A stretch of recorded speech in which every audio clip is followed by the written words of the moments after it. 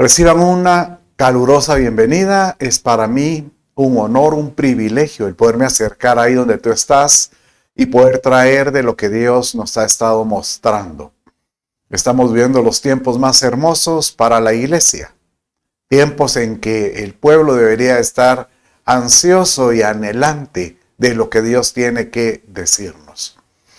Ahí donde estás, vamos a entregar este discipulado al Señor. En el nombre de Jesús te damos gracias, Padre, por tu amor, tu misericordia. Papito, tú eres bueno.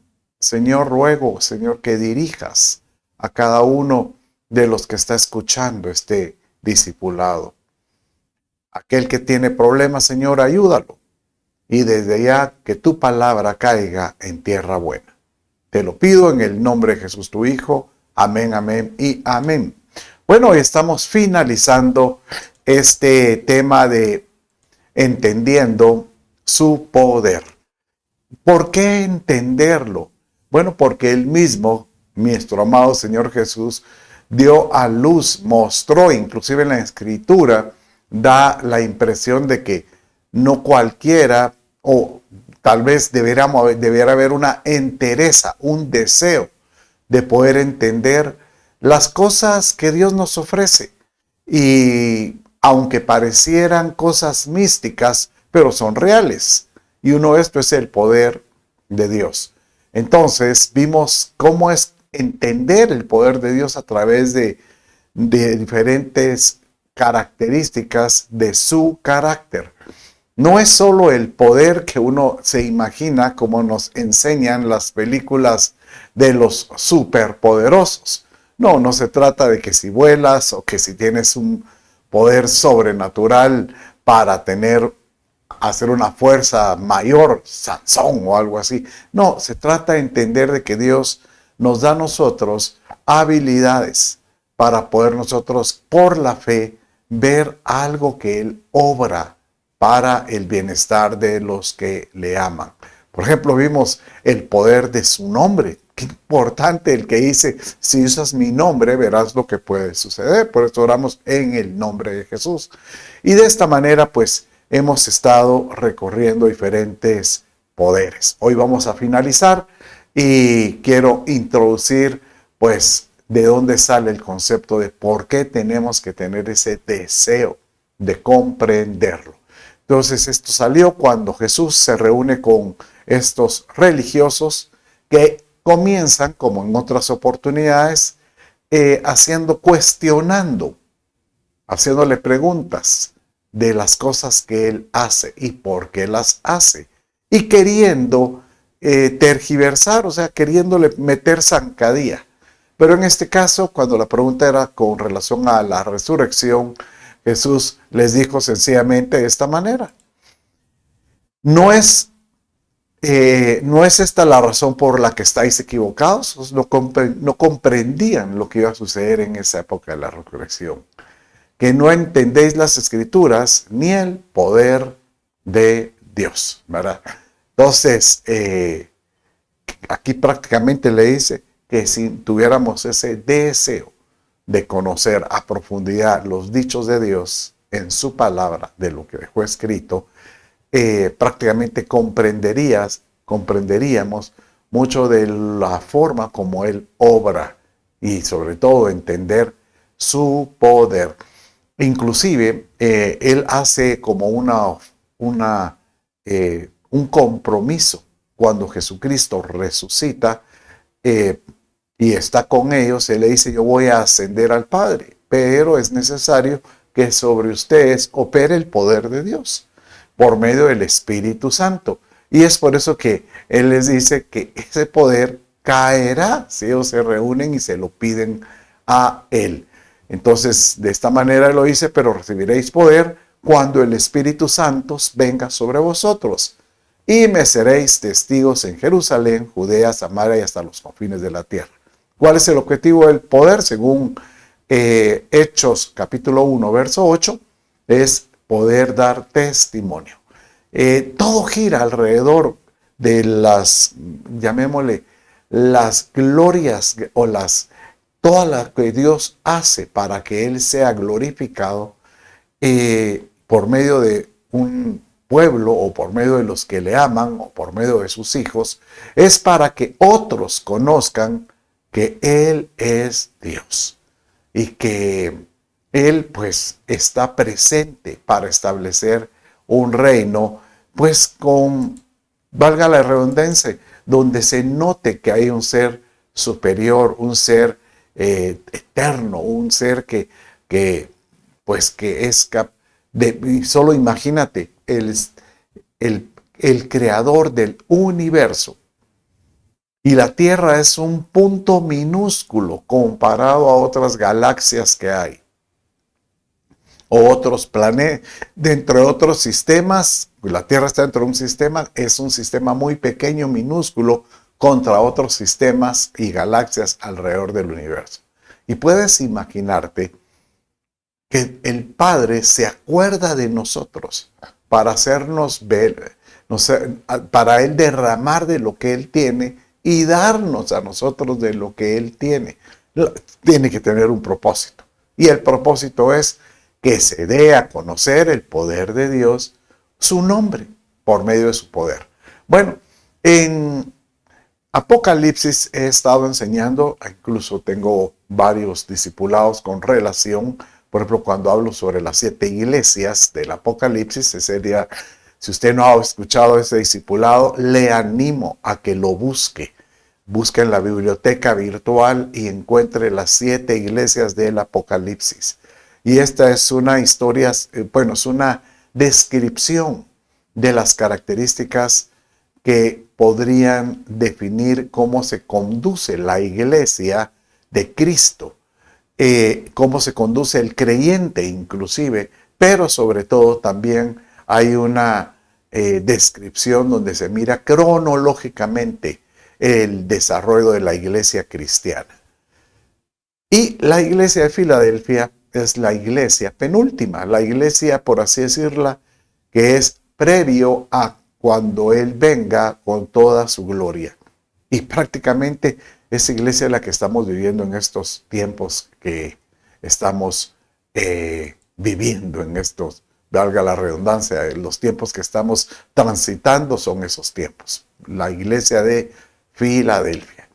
Y una de las características de esta iglesia, dice el Señor, es que Él se va a presentar con la llave de David y le va a aperturar puertas para que la iglesia pueda en estos últimos tiempos tener esa autoridad de poder entrar a ciertas dimensiones que Él quiere y va a cerrar ciertas cosas de la misma manera. Pero describe una característica muy interesante que es la que quiero tú que leas aquí en este verso, Apocalipsis 3:8. Y dice de esta manera: yo conozco tus obras. Mira, he puesto delante de ti una puerta abierta que nadie puede cerrar, porque tienes un poco de poder. Has guardado mi palabra y no has negado mi nombre. Ok, entonces dice aquí que el Padre pone delante de nosotros puertas, como lo escribí hace un rato, y que nos da la autoridad para poder entrar a esas dimensiones. Pero hay algunos que tienen poco poder. Entonces, ¿qué tienen que hacer? Entender el poder de Dios. ¿Para qué? ¿Cómo poderlo entender? Al guardar su palabra y confesar su nombre en todo lugar. Entonces, de esa manera, esa iglesia va a ser una iglesia victoriosa para estos últimos tiempos. Gloria al Señor. Bueno, entonces, ¿de qué poderes hemos estado hablando en estos últimos semanas? Y hoy prácticamente es la 4ª semana. Empezamos la primera semana viendo el poder de su nombre, de la sangre, la resurrección del Espíritu Santo. Si usted no tuvo la oportunidad de entenderlos, yo le recomiendo vuelva a repasarlos o vuélvalos a ver, o si no los ha visto, pues tome el tiempo para hacerlo. El poder del amor, el poder de la verdad, del entendimiento, del común acuerdo. La semana pasada vimos la importancia del poder de una ofrenda, el poder de la alabanza, el poder de la oración, el poder de la lengua. Y hoy vamos a finalizar con uno de los poderes más curiosos, pero tan impactantes, y yo diría que demuestran lo que es Él, el poder de su palabra. Su mano poderosa, el poder de lo insignificante, y curiosamente, que donde aparece también ese término, el poder de Elías. Entonces, con esto vamos a finalizar esta serie y es para mí un honor el poder describirte, enseñarte, para poder nosotros ser preparados para su encuentro. Una iglesia victoriosa. Bueno, entonces, siendo así, empecemos con el primer poder que nos compete ahora. El poder de la palabra. Mire, aquí quiero yo detenerme un poco porque cuando nosotros oímos el término, la Biblia, la Escritura o biblioteca divina, realmente no es una composición de pensamientos filosóficos de diferentes personas, no. Aquí es una, son, por ejemplo, las cartas de Pablo, las cartas de los profetas. Ellos lo que transfieren, dice la Escritura, que ellos escribieron inspirados por el Espíritu Santo lo que Dios quería que ellos escribieran. Entonces, lo que uno mira ahí, aunque parecieran escritos por diferentes personajes, que se cuenta que son como 30 personajes, fueron realmente inspirados y están de ellos describiendo la palabra que salió del corazón de Dios. Entonces, cuando uno lee la Escritura, uno tiene que tener la certeza que es como que si Dios estuviera hablando y que Él lo dejó escrito, como que si fuera una carta, por medio de sus santos profetas o de los escritores diversos. Pero es que también hay historias, claro, porque es para dar a conocer el carácter de Dios a través de las personas. Y de esta manera encontramos que lo que Dios declara, lo que Él saca de su boca, es una palabra que realmente es gloriosa y es manifiesta y hay poder en lo que Él dice. Por eso es que cuando hablamos del poder de la palabra, es no solo la palabra escrita, sino la palabra que sale de la boca de Dios. Así como lo dice 11.3. Por la fe sabemos que el universo ha sido modelado por la palabra de Dios, para que no busquemos en las cosas que se ven de este mundo visible. Qué lindo, ¿verdad? Esta versión de la Biblia Arcas Fernández me gustó mucho cuando él agrega la palabra modelado. Hay otras versiones que dicen como establecido, ¿verdad? Pero modelado es como que él viene y dice, yo voy a crear conforme a mi propósito, conforme a su arte, llamémosle como un arte. Entonces, él con su palabra, él puede crear. Dice que de la palabra de su boca, él creó, por ejemplo, la creación en 7 días. Él creó al hombre y a la mujer. Entonces, de la misma manera, todo el propósito para la iglesia cristiana es un diseño de él. Y sabes que inclusive dice la Escritura que cada persona que nace y que conoce a Jesucristo y que nace en Cristo, ese individuo trae un diseño que Dios escribió, eso lo dice en uno de los libros, que Él escribió y diseñó antes que Él naciera. O sea que en su palabra Él dijo, este varón Chito Rendón me va a servir para este propósito. Y de esta manera su palabra queda por los siglos de los siglos. Por eso es que Él dice que cuando Él habla y Él registra algo, dice que en su palabra se equilibra, hay un equilibrio de todas las cosas. Así como, imagínate que Él dice que nosotros somos un cuerpo. El cuerpo de Cristo también es un cuerpo. O sea, toda la iglesia es un cuerpo. Y la iglesia tiene un montón de miembros, que somos los diferentes individuos o ministerios. Y dice que todos están unidos de una forma equilibrada, de una forma donde todos pueden tener un objetivo, así como el ser humano, todos sus miembros, todos los tendones están unidos, equilibrados. De la misma manera, así obra el universo. Cuando Él creó por su palabra el universo, dice que Él lo creó de tal manera que creó un equilibrio en sí mismo. Mire cómo dice Hebreos 1:3 y de esta manera dice la Escritura. Él es el resplandor de su gloria y la expresión exacta de su naturaleza. Y mire, y sostiene, pues es como una cohesión, que Él los tiene así, aunque están suspendidos en el universo, y sostiene todas las cosas por la palabra de su poder. Pero de la misma manera, no solo Él suspende planitas, sino que Él tiene una iglesia que la tiene suspendida, como que la tiene con un propósito, atada.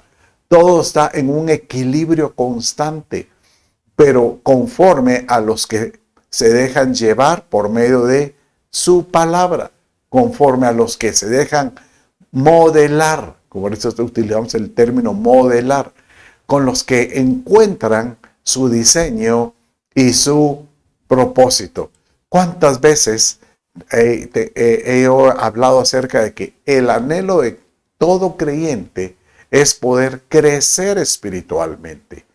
¿Y por qué tenemos que crecer? Porque es como un niño. Él nos compara como un niño.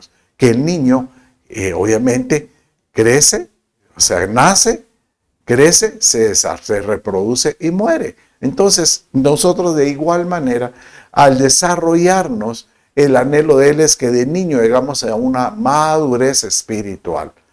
No es que nosotros seamos como robots, que nacemos espiritualmente y ya tenemos todas las características de la estatura del varón perfecto que es Jesucristo. No, Él dice no, tienes que crecer, pero déjate modelar por medio de mi palabra hasta poder llegar a ese varón perfecto. Qué lindo, ¿verdad?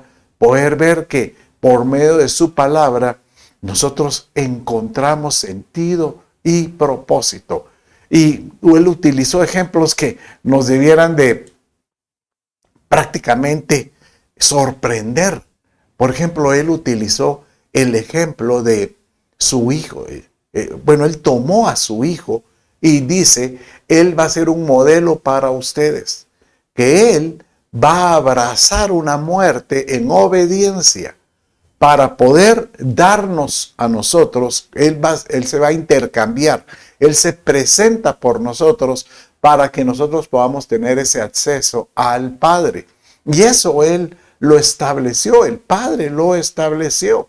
Y eso es lo que se le llama la palabra de la cruz. Y eso es un poder impresionante porque es un poder que nos da salvación.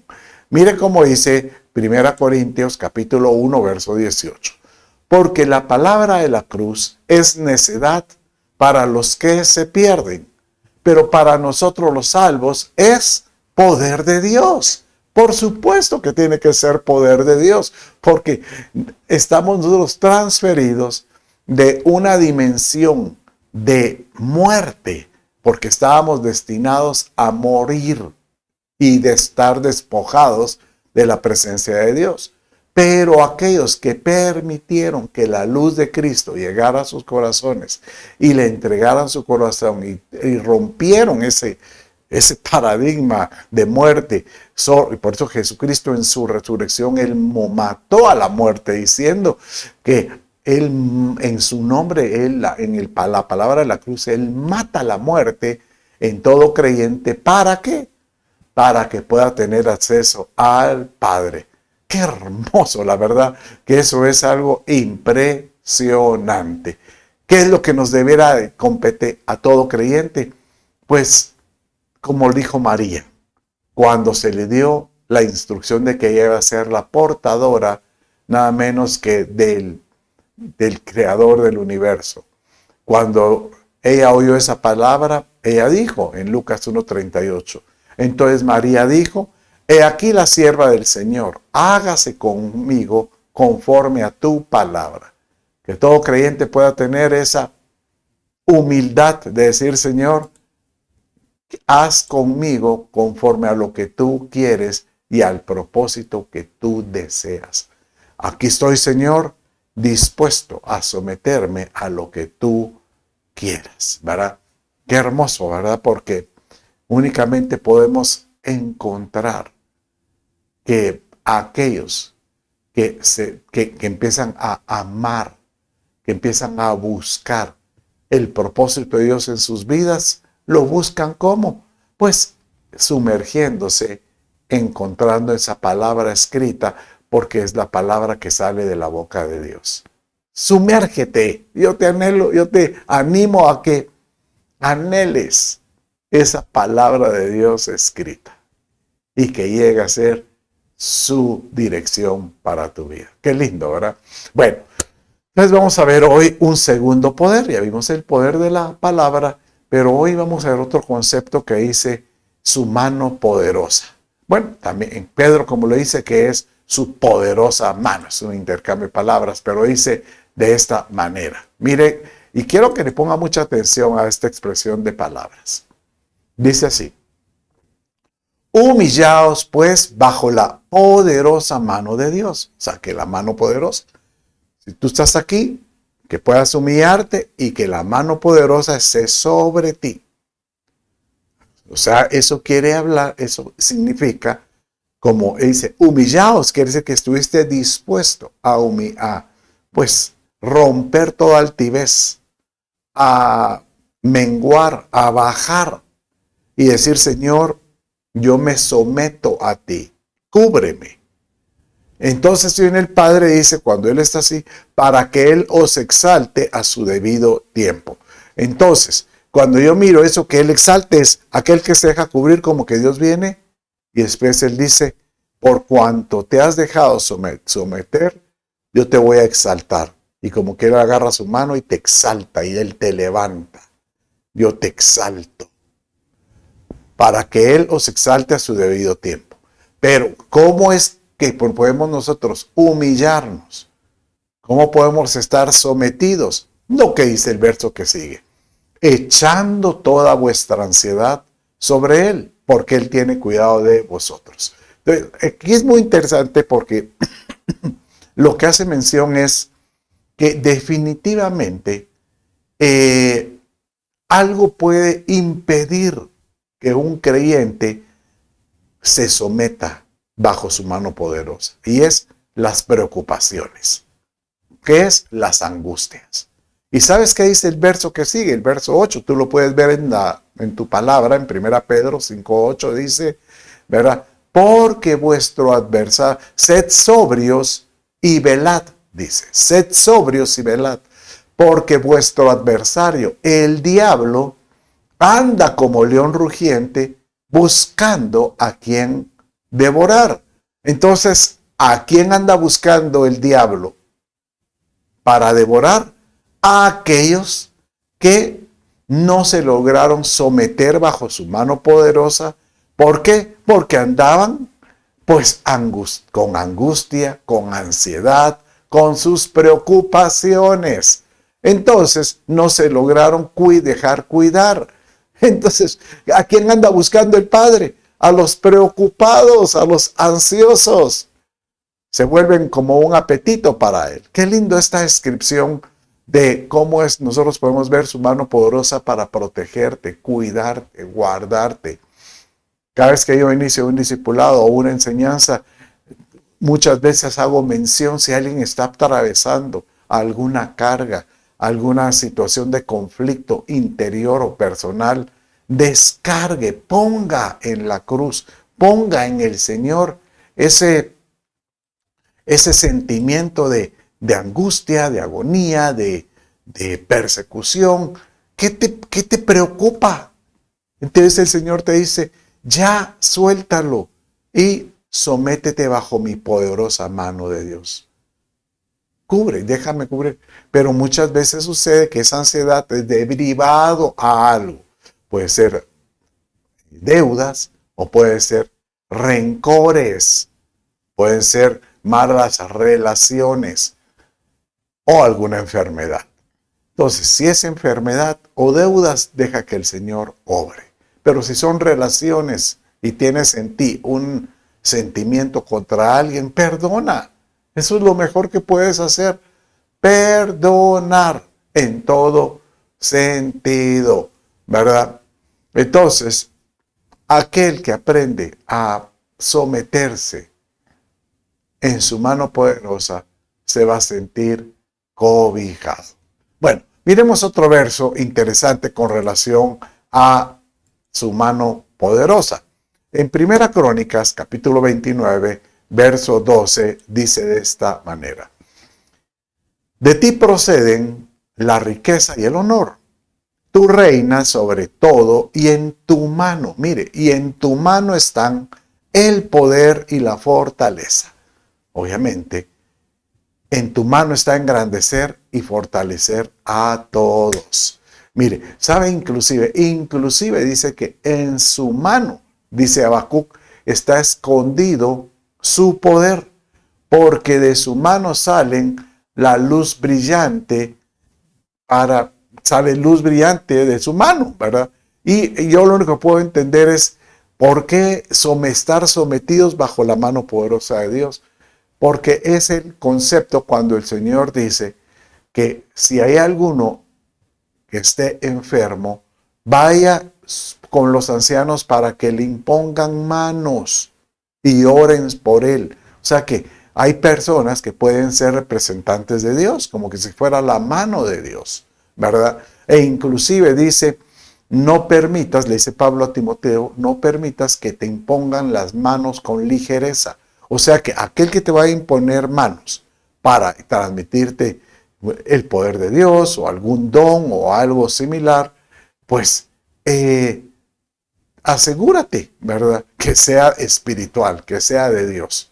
Porque de esa manera podemos ver entonces que en su mano, la mano de Dios, a través de esta persona está escondido el poder y la fortaleza. Y Él puede engrandecer a algunos.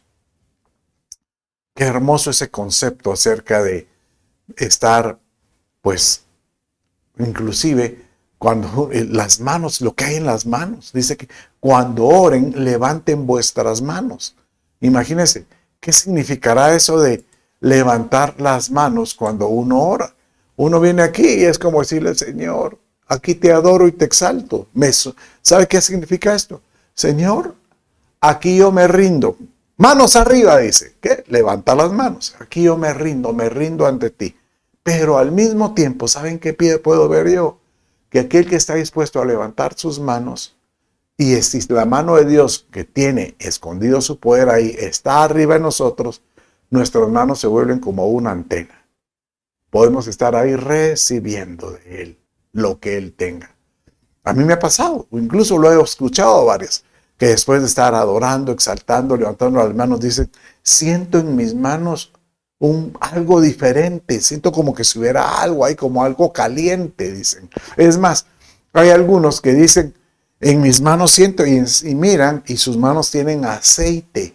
¿Por qué no aparece el aceite en el cuello? ¿Por qué no aparece el aceite que derrama de las orejas? No, en sus manos, dice que en sus manos, e inclusive en algunos se miran como brillantina. ¿Por qué en las manos? Porque definitivamente es el modelo que Dios pone, que en sus manos está escondido su poder.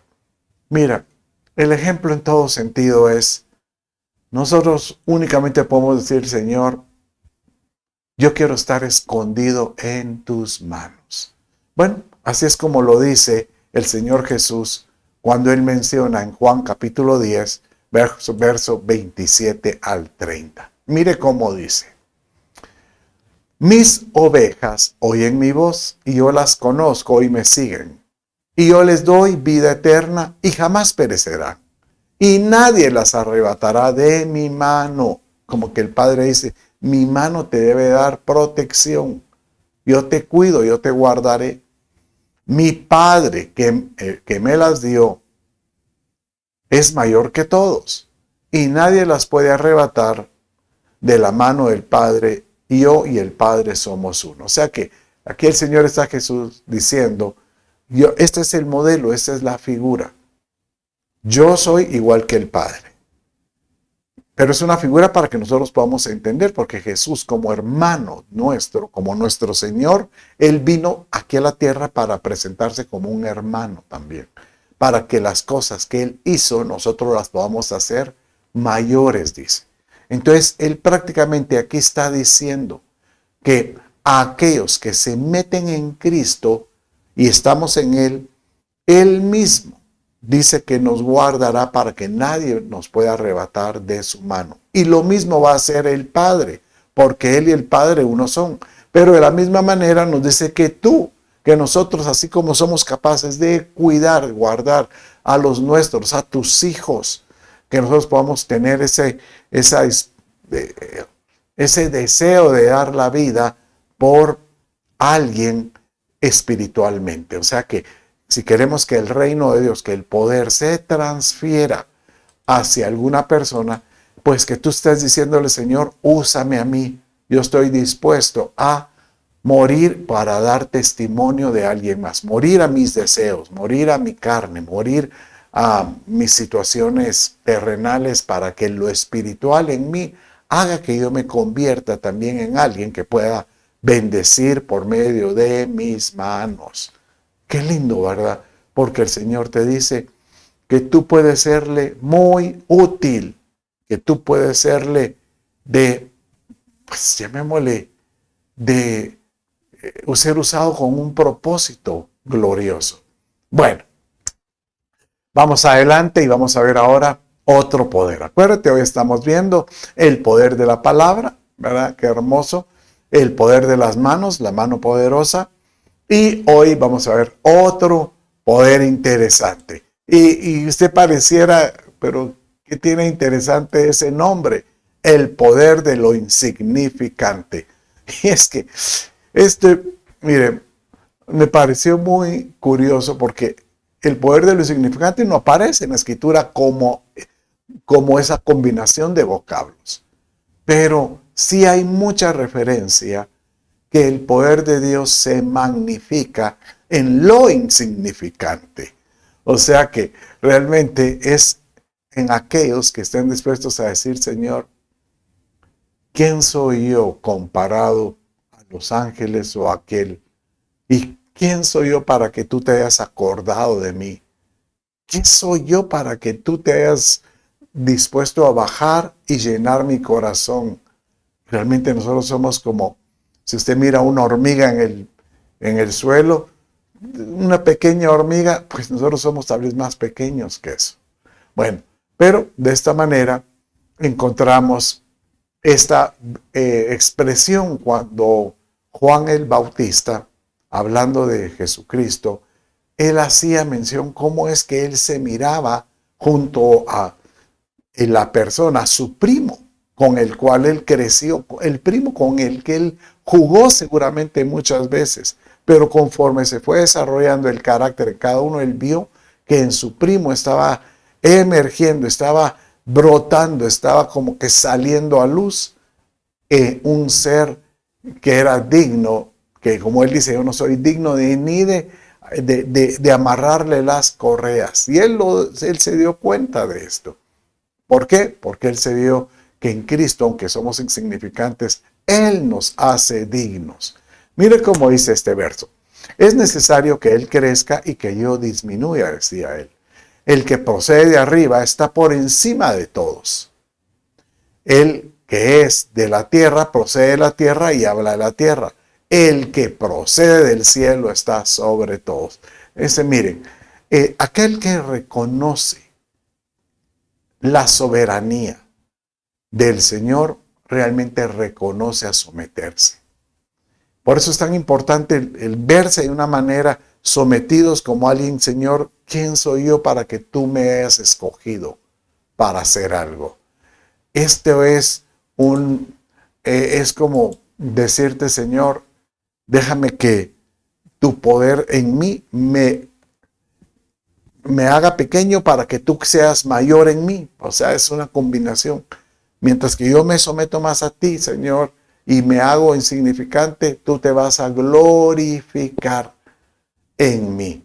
Entonces, cuando Él viene y encuentra un corazón que está sensible, sediento, como yo le he llamado, como un corazón como de niño, Dios dice, ¿cómo no puedo yo derramar en aquel que no pone obstáculos, que no pone criterio, que no pone pensamientos de que será o no será, sino que recibe mi palabra como niño, recibe mi poder como un niño, se deja cuidar como un niño? Mire cómo dice Mateo 11:25. En aquel tiempo, hablando Jesús, dijo, te alabo, Padre, Señor del cielo y de la tierra, porque ocultaste estas cosas a los sabios e inteligentes, a los que cuestionan, a los que se hacen muy inteligentes, pues, ya valga la redundancia, se vuelven muy juiciosos y las revelaste a los niños. Hay cosas que ya no nos compete a nosotros de pensar, Señor, ¿será que tú me quieres ver sano? ¿Será que tú me quieres ver pues bendecido? Mire, el niño solo sabe de que su padre siempre va a tener un pan en la mesa. Eso es lo que piensa un niño. Bueno, un niño en condiciones normales, ¿verdad? En un hogar normal. Entonces, un niño sabe de que él se levanta y de repente va a recibir los brazos de alguien que le dice, te amo, te quiero, lo apapacha. Este niño sabe que llega a la mesa y siempre va a encontrar las viandas que necesita, sale a su closet y él no está pensando, uy, ¿qué tengo que? No tengo ropa para ponerme, no tengo ropa para vestirme. No, generalmente él puede tener una sola camisa, pero él dice, bueno, con eso soy feliz.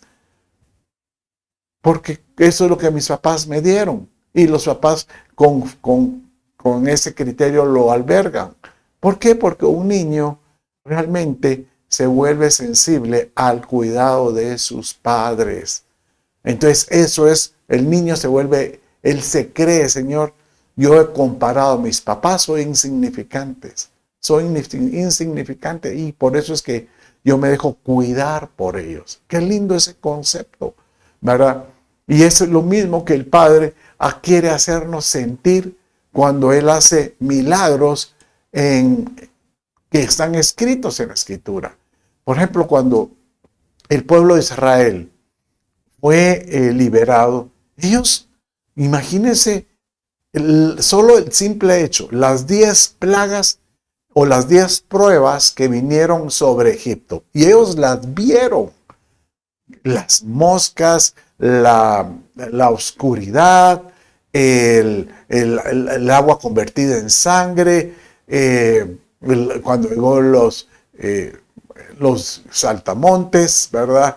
O sea, mire, habían tantas cosas que era evidente que eso era algo, y a ellos no los tocó ninguna de estas pruebas.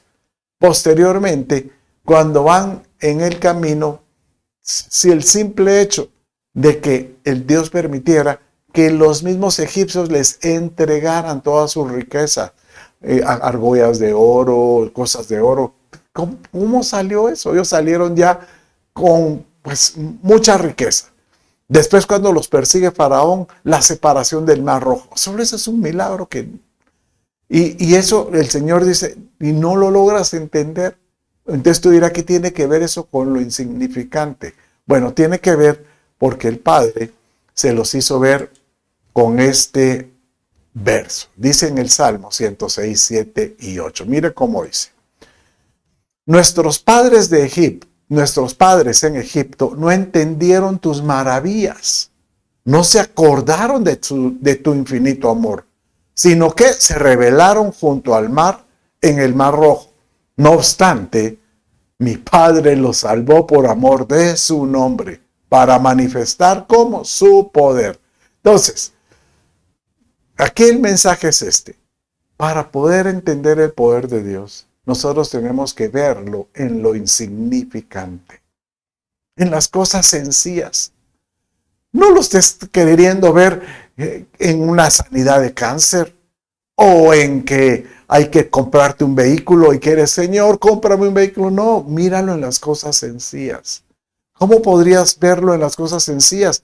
Pues muy sencillo. Por ejemplo, tú vas al mercado y ves que hay mucha gente y de repente cuando vas llegando se va la gente y te quedas tú sola con el tendero o quedas tú encabezando a la fila.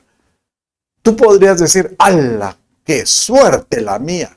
Pero no podrías pensar, Dios me permitió esa oportunidad de poder estar a la cabeza porque tenía prisa. Cuando nosotros vemos a Dios en las cosas pequeñas del día, en cualquier cosa, en lugar que tú digas, ¡ala, qué suerte! ¡Ala! ¡Hoy, qué chiripa! No, si tú logras ver al Padre como que Él se manifiesta en lo insignificante, porque somos insignificantes, va a ser muy fácil esperar cualquier milagro en lo grande. Cuando ya estés necesitado de algo grande, va a ser para ti muy sencillo el decir, yo sé que Él va a responder, porque Él me respondió en aquel día cuando yo necesitaba un espacio para parquear mi carro y cuando iba a dar la primera vuelta, sale un individuo y me dio el espacio exacto donde yo lo necesitaba. Ese es el Padre que yo predico, el Padre que se manifiesta en lo insignificante. Qué lindo, ¿verdad? Bueno, y ya estamos por finalizar el discipulado de hoy y el discipulado de esta serie y vamos a ver el último poder que tengo para ti y no por ende que no tenga importancia, sino al contrario. El poder de Elías. El mismo Señor Padre, cuando Él cierra el Antiguo Testamento, el último verso del Antiguo Testamento, y después Él ya no habló por 400 años hasta que vinieron los evangelios. Él mencionó, Él dijo que era necesario que volviera Elías. Entonces uno dice que iba a venir físicamente, que volviera, ¿verdad? Y después encontramos manifestaciones de como que Elías físicamente estuvo, por ejemplo, en el tabernáculo de la transfiguración con Jesús, pero realmente no es en sí Elías, sino el poder que él tenía, y quien lo escribió mejor que todo fue este ser angelical que habló acerca de Jesús cuando le habló a María de su, pues, de cuando Él venga. Y dice aquí, e irá delante de Él en el espíritu y poder de Elías, para hacer volver los corazones de los padres a los hijos y a los desobedientes a la actitud de los justos, a fin de preparar para el Señor un pueblo bien dispuesto. Entonces, aquí le está diciendo a Elizabeth acerca de que pues su hijo, Juan el Bautista, va a tener un diseño, un propósito, pero que él venía aquí a preparar el camino de aquel que vendría con el espíritu y poder de Elías para restauración. Él viene aquí a volver a restaurar el corazón del padre para con los hijos, de los hijos para con los padres, de la rebeldía de los hijos, dice, para con los padres, y que pueda hacer esto justo. E incluso léalo y dice, a fin de preparar para el Señor un pueblo bien dispuesto. Es curioso porque yo siento que en estos últimos tiempos, cuando más se ha levantado la rebeldía de muchos jóvenes, es necesario el poder de Elías en Cristo Jesús. Que el Señor venga con su poder a restaurar todas las cosas. Bueno, pero tenemos que recordar qué pasó en el tiempo de Elías. ¿Qué pasó? Bueno, y acuérdese que Elías vino en el tiempo cuando se levantó un espíritu jezabélico. Esta mujer que en su época quitó cabezas, pues ese espíritu viene aquí para quitar cabezas también. El espíritu jezabélico viene a quitar la unción profética, a tomarla. Y es lo que está sucediendo ahora, a quitarle validez a que Dios habla Dios habla en estos tiempos. Y prácticamente el Señor viene a restaurar todo como lo hizo Elías. Dice entonces en Mateo 17:11, y respondiendo él dijo, Elías ciertamente viene y restaurará todas las cosas. Y una de las características de Elías es que él habla como que si él fuera una figura para estos últimos tiempos. Y aparte de Enoc, no, pero, o sea, habla de que Enoc fue traspuesto, dice la Escritura, y Dios se lo llevó. Pero de Elías habla de un arrebatamiento literal. Es el único personaje en la Escritura que habla que sufrió, que vivió, que experimentó un arrebatamiento, y por eso se cree que Elías sigue vivo en esta dimensión espiritual. Dice Segunda de Reyes 2:11, cuando fue esto, y aconteció que mientras ellos iban andando y hablando, he aquí apareció un carro de fuego y caballos de fuego que separó a los dos, a Elías y Eliseo. Y Elías subió al cielo en un torbellino, y dice que en el aire él soltó el manto y Eliseo lo tomó porque le pidió. Elías le dijo, si tú me vieres cuando yo estoy ascendiendo, tendrás una doble unción. Y de esta manera, Elías cumplió su propósito. Que nosotros podamos decir, Señor, ven y restaura. Así como lo hizo Elías, todas las cosas, ven y pon todo en su lugar. Padre mío, te alabo y te bendigo y te doy gracias. Con esto hemos finalizado y es para mí un honor el poderme acercar a ti, y en este momento quiero con esa misma humildad orar por ti para que el poder de Dios caiga ahí donde estás. Y uno de esos poderes que hemos estado viendo, que es el mismo poder pero con diferentes finalidades o funciones, opere en ti. Padre, en el nombre de Jesús, yo bendigo a todo aquel que me ha estado escuchando en estas series. Desde ya te pido, Señor, que tu poder caiga sobre él. Que la unción del Espíritu Santo sea sobre él desde la cabeza hasta la planta de los pies. Llénalo, llena su ser. Llénalo, Señor, te lo ruego. Padre mío, sea cubierto en todo sentido. Te doy gracias. En el nombre de Jesús te doy gracias. Amén, amén y amén. Con esta oración damos por terminado este discipulado y esté pendiente para la próxima serie que viene. Dios me los bendiga. Un abrazo, bendiciones.